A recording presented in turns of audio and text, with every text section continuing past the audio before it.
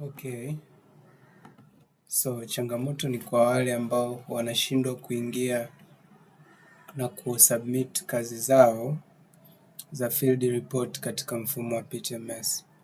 So kitu cha kwanza utaingia kwenye Google Chrome yako au browser yoyote unayotumia, then utasearch PTMS ambao ndo mfumo kwa ajili ya kumonitor practical training.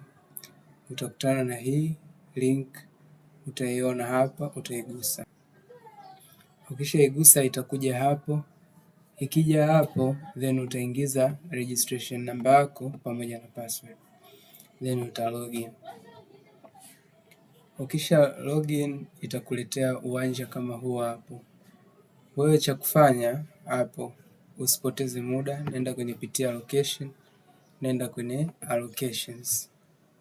Ukienda kwenye allocations utakuta kuna sehemu ya field ambayo uliomba. Kwa hiyo utaklik hapo, ukishagusa hapo utakutana na hii interface.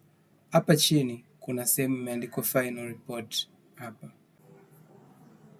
Okay, so ukishabonyeza hapa kwenye final report, ukishabonyeza kwenye final report utaenda hapa, kuna key attachment button kiko 0, then utaenda kwenye add attachments.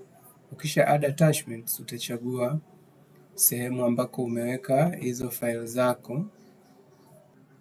So utaenda kwenye ambayo utaenda kwenye location ambako kazi yako ipo, PT report, preview kama iko vizuri, then ukishamaliza utaiattach.